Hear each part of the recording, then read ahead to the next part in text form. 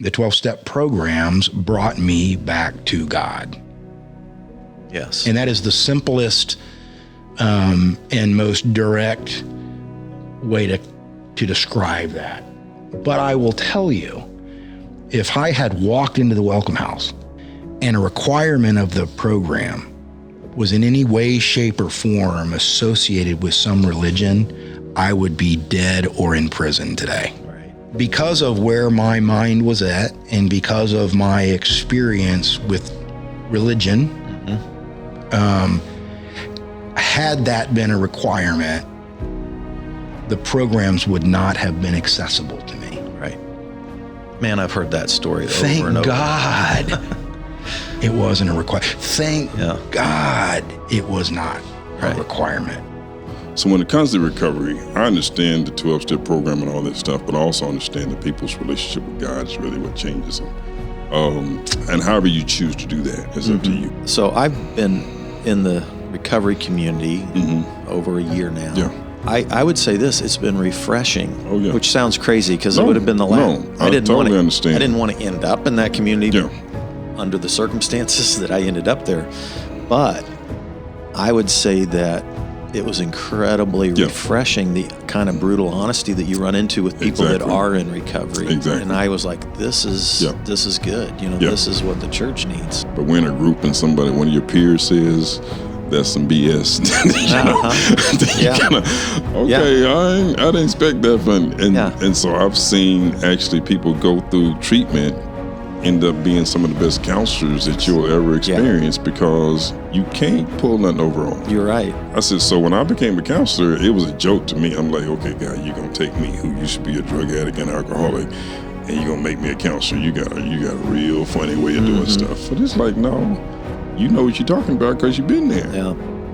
People, generally speaking, when they have addiction, are very afraid. They're afraid to get help. They're afraid to give up their drug of choice, or it feels like death. It feels like life as I know it will be over if I do this. And what I want to say is that there is so much joy on the other side of this.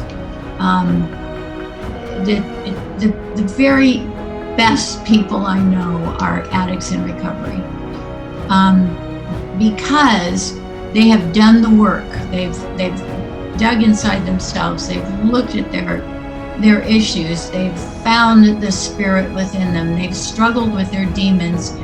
And the joy and the freedom that you get when you do that is just phenomenal. And it's so worth it. Your addiction can be anything. It can be solving a very complicated mathematical equation. It can be going and running. It can be biking, Fred. Stay away. Biking. Yeah, getting too close to home there. Right.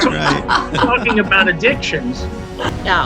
And that's what the spiritual bypassing is, right? Of like, oh, well, that's just, we never do the deeper work if we go, oh, well, that's just how it's meant to be. And so we're not doing any deeper work of like, what got me there? Was it meant to be? Like, this was just the preordained, this is the crap that I had to go through in order to share my story with others. Or we could do the deeper work of being a human is really hard, and I'm frail, and these are the things that hurt me that I have to pay attention to be a better person. And bad things happen because they do. And that's the deeper work. I've done research on and read on and looked into many different religions and philosophies and things like that through my journey. But one day I just realized I realized that it does, for me, I believe that every gift we have, all of us, comes from our Creator. I mean, they're gifts. Whether you're a golfer or a musician, it doesn't matter. And it took me a long time to embrace it. It really did. Because of the way I was introduced to it, I shunned away from it for a while, because when I was finally introduced to Christianity and religion, I was introduced to it from people that threw it in your face 25 times a day. Wow. And I was already rebellious anyway. Right. people's relationship with God is really what changes them.